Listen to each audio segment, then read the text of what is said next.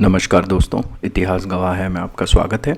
आज इस एपिसोड में we will further discuss a little bit on Marxist thought and its impact on European society and ultimately a little bit of discussion on कि was Marxist socialism जो था वो क्या unsuccessful रहा, was it unsuccessful overall.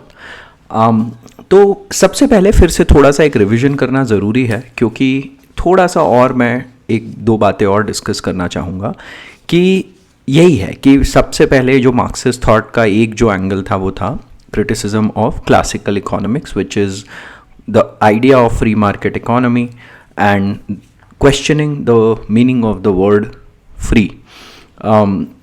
दूसरा था theory of surplus value, जिसमें basically marks ने ये कहा कि what ever surplus value is created, it is created because of labours and their efforts, but जो उसकी वैल्यू होती है, जो गेन होता है, वो सारे कैपिटलिस्ट अपने पास रख लेते हैं and they never share it with the workers. तीसरा जो था वो था self alienation, theory of self alienation. And यहाँ पर हमने एक बात कही थी कि जो एनिमल और ह्यूमन का डिफरेंस है वो मार्क्स ने कहा है वो है उनके काम करने की क्षमता। अब देखिए, काम करने की क्षमता is not exactly, if you interpret वो लगेगा capacity to work, because animal will have much more capacity to work, but the idea is that in case of a human being, the work provides some level of satisfaction. There is some level of creative satisfaction that a human being gains from work. And then when that benefit is taken by someone else, there is that self-alienation that takes place.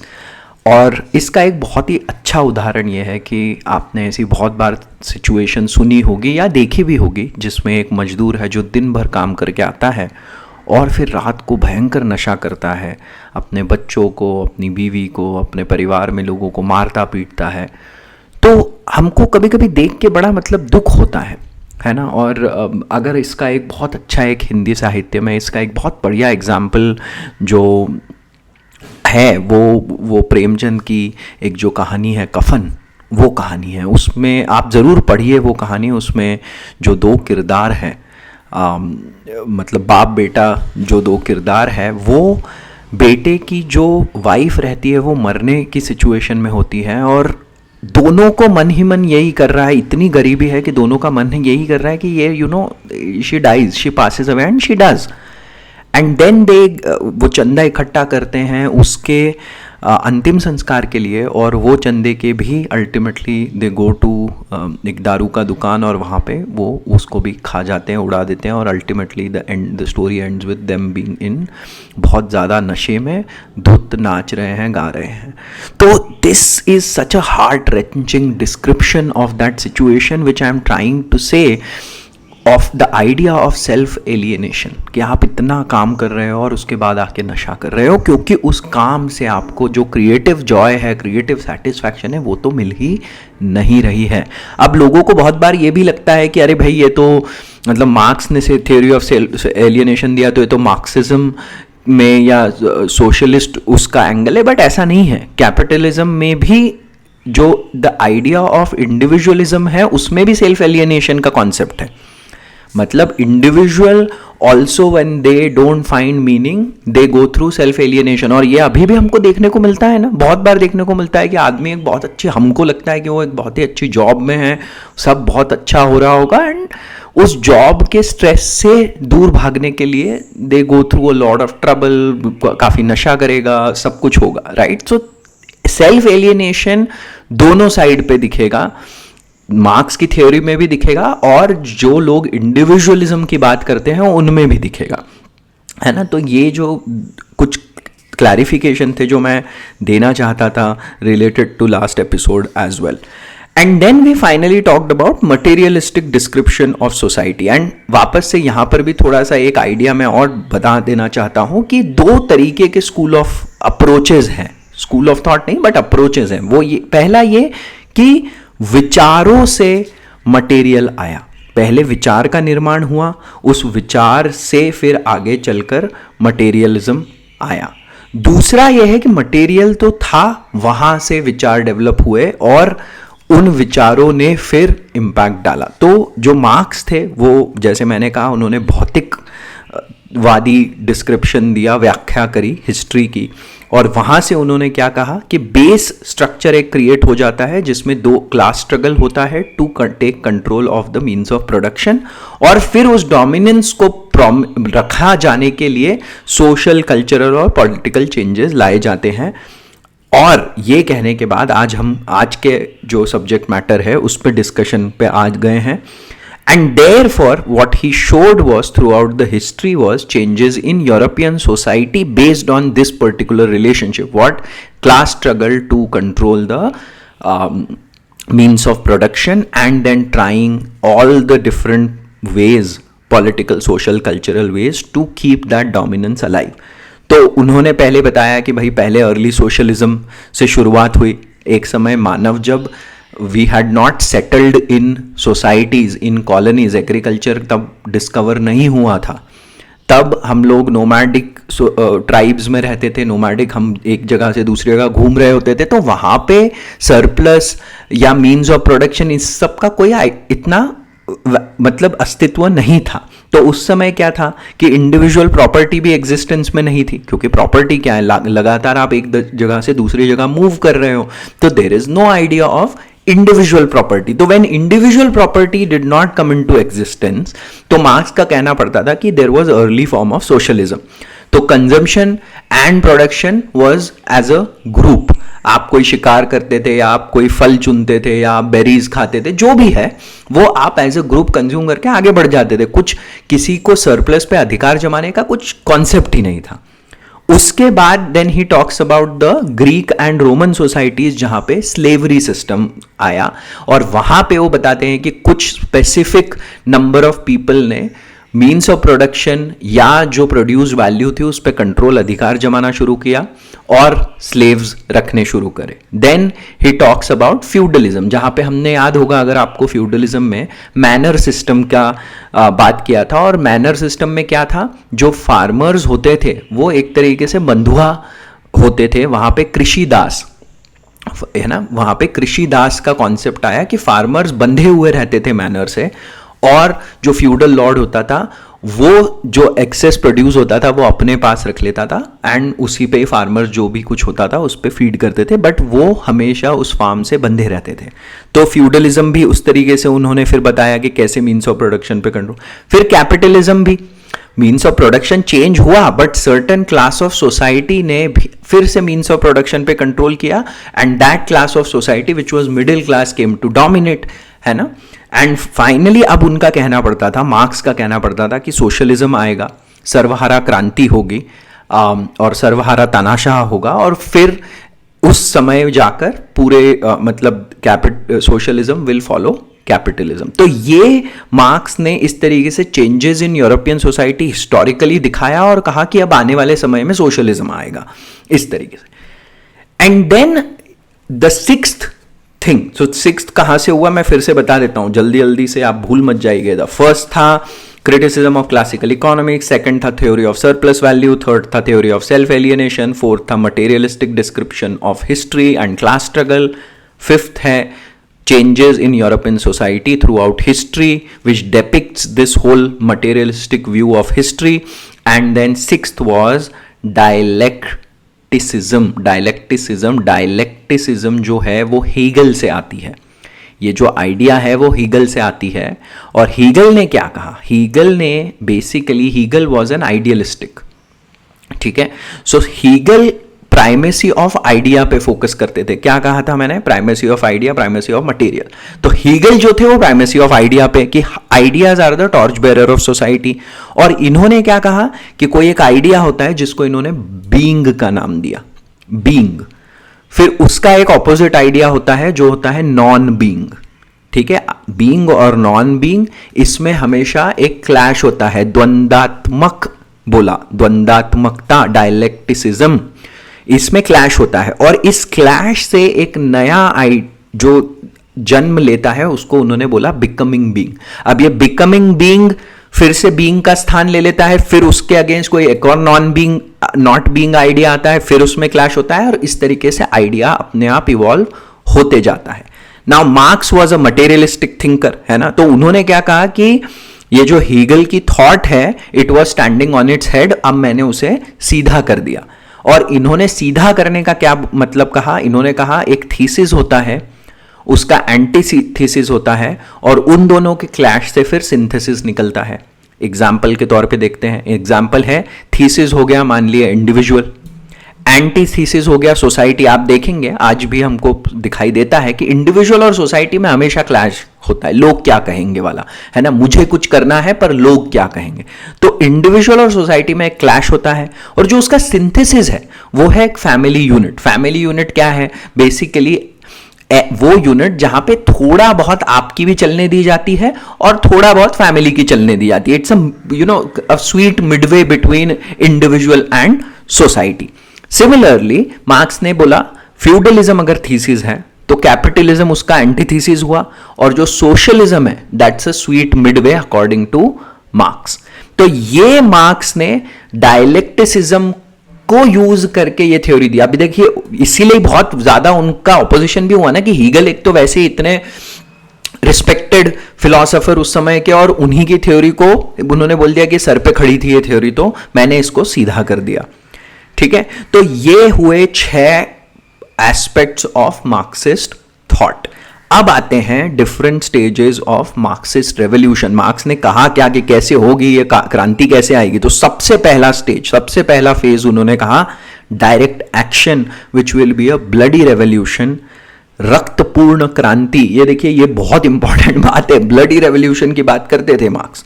ठीक है, to control the means of production. तो सबसे पहले एक सर्वहारा क्रांति होगी, रक्तपूर्ण क्रांति होगी, इन विच सर्वहारा proletariat will control the means of production. Second stage dictatorship of the proletariat. इनमें से एक डिक्टेटरशिप आएगी जिसे सर्वहारा वर्ग का तानाशाह, मतलब डिक्टेटरशिप ऑफ द प्रोलेटरिएट, ये सेकेंड स्टेज है। और इसमें क्या है, proletariat will use state to end bourgeois, right, कि स्टेट की मदद से सर्वहारा ये जो बुर्जुआ क्लास है इसको खत्म ही कर देगा, मतलब इंडिविजुअल प्रॉपर्टी का कॉन्सेप्ट खत्म कर देगा। ये जो प्रोलेटरिएट तानाशाह है वो इस इंडिविजुअल प्रॉपर्टी का कॉन्सेप्ट खत्म हो जाएगा, और फिर ये प्रोलेटरिएट रेवोल्यूशन सब जगह स्प्रेड होने लगेगी। मतलब जैसे इंडिया में अगर ये रेवोल्यूशन हुई तो साइड वाले कंट्रीज में, बांग्लादेश में, पाकिस्तान में, अफगानिस्तान में, नीचे श्रीलंका में फैल जाएगी। तो ये सेकंड स्टेज है। और सेकंड स्टेज के बाद थर्ड स्टेज जो उन्होंने कहा वो है कि इसके बाद क्लासलेस सोसाइटी हो जाएगी, मतलब सब कोई सर्वहारा ही है, कोई अलग क्लास नहीं है, बुर्जुआ क्लास ही खत्म हो गया। एंड उस समय स्टेटलेस भी हो जाएगी ये सोसाइटी, क्योंकि अब स्टेट की जरूरत ही नहीं है ना, स्टेट की मदद से ही पहले बुर्जुआ को खत्म किया जाएगा और फिर सोसाइटी स्टेटलेस हो जाएगी। और दिस थर्ड स्टेज उन्होंने कम्युनिज्म का नाम दिया, है ना, कि entire world will now have one class and that will also and the need for state. State को मार्क्स ने नेसेसरी एविल कहा था, नेसेसरी एविल। ठीक है, तो दिस स्टेज जो थर्ड स्टेज है ये कम्युनिज्म है, और कोई भी क्रांति इस स्टेज तक नहीं पहुंची मार्क्स के रहते और मार्क्स के बाद भी। ठीक है, तो ये बात समझना बहुत जरूरी है कि उन्होंने ये जो थर्ड स्टेज बताई थी इस तक कोई नहीं पहुंचा। ठीक है, और फिर मतलब उन्होंने लिटरली ऐसी ऐसी बातें कही कि भाई इंडिविजुअल प्रॉपर्टी खत्म हो जाएगी तो लोगों के मन में जो इस तरीके के बैड आइडियाज आते हैं वो खत्म हो जाएंगे, लोग अपने आप पीसफुली रहने लगेंगे, आर्मीज की नीड खत्म हो जाएगी। तो literally he started by criticising utopian socialists, remember वहीं से उन्होंने चालू हुआ था ना, and he will give an idea of Marxist utopia. तो ये बहुत ही मतलब समझ रहे हैं ना आप गोल घूम के, बल्कि आप इतना लंबा गोल घूम के वहीं ऑलमोस्ट पहुंच गए कि एक मार्क्सिस्ट यूटोपिया देखे गए मार्क्स, जो कभी ट्रू नहीं हो पाएगा। तो अब क्या इंपैक्ट हुआ मार्क्सिज्म और सोशलिज्म के जो आइडियाज थे उनका यूरोप पे। तो देखिए इंपैक्ट ये हुआ कि हर कंट्री उस समय जो मेजर पावरफुल कंट्रीज बन गई थी which was France, Germany and Britain, तीनों जगह ये थोड़े थोड़ी चीजें इरप्ट हुई। जैसे ब्रिटेन में हमने बात करी, बहुत सारे सोशलिस्ट आइडिया आने लग गए थे, है ना। तो सोशलिस्ट इंटरनेशनल फॉर्म हुआ 1864 में, मार्क्स ने ही फॉर्म किया, ठीक है। फ्रांस में भी हुआ क्या, 1870s में, याद होगा आपको, सिडान का जो युद्ध हुआ जिसमें जर्मनी से फ्रांस हार जाता है, उसके बाद वहां बहुत डिससेटिस्फैक्शन आ जाएगा, तो वहां पे एक पेरिस कम्यून बन गया था 1871 में। बट 2 महीने बाद ही the Paris Commune will fall and फिर से जो मिडिल क्लास है वो वापस से अपना कंट्रोल एग्जर्ट कर देगा, है ना। तो फिर से एक रिपब्लिक बन जाएगा वहां पे। ब्रिटेन में हमने क्या कहा था कि बहुत सारे रिफॉर्म्स हुए, ठीक है, क्योंकि ब्रिटेन का जो सोसाइटी था तो वो थोड़ा ओपन सोसाइटी था, तो पार्लियामेंट का पावर भी ज्यादा था उस समय, तो काफी रिफॉर्म्स होंगे। And formation of labour party after a big port strike in 1889। तो इसके कारण बहुत सारे प्रोग्रेसिव इकोनॉमिक प्रोग्राम्स लाए जाएंगे। जर्मनी में एक सोशल डेमोक्रेटिक पार्टी फॉर्म होगी जो प्रोलेटरिएट डिक्टेटरशिप की बात करेगी, होगा नहीं, क्यों, क्योंकि क्या करेंगे, ऑटो वन बिस्मार्क की जो गवर्नमेंट है वो बहुत broad and big welfare programs start कर देगी। और इसी का रीजन है, यही एक सबसे बड़ा रीजन है कि मार्क्सिज्म का जो रेवोल्यूशन था वो स्प्रेड नहीं हुआ। क्यों नहीं हुआ, क्योंकि देखिए मार्क्स ने he did not understand the fact कि भाई capitalism will adjust to all of this, है ना, एडजस्टमेंट होगा। उन्होंने एक सोशल थ्योरी को, एक तरीके की सोशल साइंस को एग्जैक्ट साइंस बनाने की कोशिश करी, है ना। उन्होंने साइंटिफिक सोशलिज्म कहा था ना, इसको याद होगा आपको। तो उनको लगा कि ये एकदम ऐसा स्टेज बाय स्टेज आगे बढ़ते जाएगा, बट वो ये नहीं समझ पाए। देखिए सोशल साइंस में लोग ये नहीं समझ पाते कि it is social, it is based on people, and many a times people adjust, people are unpredictable, people's thoughts are unpredictable, emotions are unpredictable। तो सोशल साइंस की एक सबसे बड़ी बात ही ये है। तो एडजस्टमेंट क्या हुआ, सबसे पहले ये कि elite and middle class formed an alliance against the lower classes, है ना, वो एक बहुत बड़ा एडजस्टमेंट था। और वेलफेयर प्रोग्राम स्टार्ट कर दिए, तो जो लोअर क्लासेस थी वो भी रेवोल्यूशन तक जा ही नहीं पाए, उनके लिए भी वेलफेयर प्रोग्राम इतने वाइड वैरायटी में स्टार्ट हो गए। अच्छा, अब वेलफेयर प्रोग्राम स्टार्ट करने के लिए आपको इन्वेस्ट करना पड़ेगा ना, वहां पे पैसे लगाने पड़ेंगे। तो वहां पे पैसे अपनी कंट्री में, जैसे ब्रिटेन ने अपनी कंट्री में वेलफेयर प्रोग्राम स्टार्ट किया या फ्रांस ने किया, भाई वो पैसे कहां से आएंगे, मतलब वो पैसा आ रहा है बाहर से। कैसे आ रहा है बाहर से, this gave encouragement to imperialism, साम्राज्यवाद, और आगे कॉलोनियलिज्म को, कि जो कॉलोनीज थी वहां से जो पैसा खींच खींच के ला रहे थे, वो पैसा इन लोगों ने थोड़ा थोड़ा यहां पे वर्कर्स के वेलफेयर के लिए इन्वेस्ट करना शुरू कर दिया।